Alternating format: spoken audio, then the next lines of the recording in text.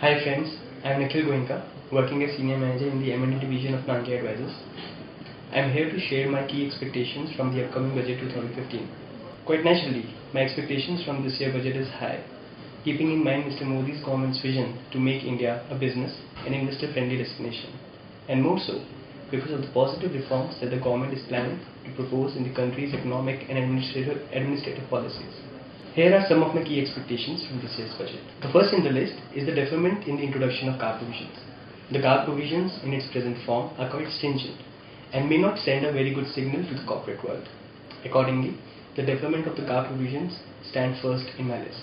The second and the most important one is the definition of the term substantial, which is used to interpret the taxability of indirect transfer of capital assets deriving their substantial value from Indian assets. Although reference can be taken from Copal Partners case, still it is very important for the legislature to define in clear terms as to how term substantial should be interpreted, and also the methodology by way of which the substantial can be interpreted to tax the transaction. This would avoid difficulty in interpreting the term substantial in different form, and also ensure that there is a singular methodology to compute the term substantial while taxing a transaction. The next in my list is the taxability of REITs.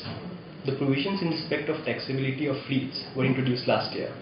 Although the same sent out very good signals to the industry, there are still some bottlenecks which are yet to be addressed, and introduction of the relevant provisions in the Act addressing those concerns shall be really beneficial.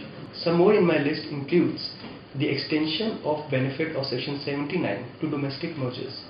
Section 79, which basically considers carry forward of losses in case of substantial change in the shareholding of a company, is only limited to the foreign amalgamations and demerger. In my view, the same should be also permitted in case of a domestic merger or a demerger cases. Also, extension of benefit of carry forward of losses in case of amalgamation or demerger, etc. under Section 72A of the Income Tax Act to certain key service sector will also be a welcome move. The Finance Minister can also consider introducing the provisions for taxing outbound merger, although the same provisions have been enacted in the Companies Act 2013 but are yet to be notified. That's all from my key budget expectation. I look forward to a reformative budget this time, which will strike a right balance between the fiscal prudence and corporate confidence and expectation, and ensures that the momentum of a positive business environment in the country continues to accelerate. Thank you.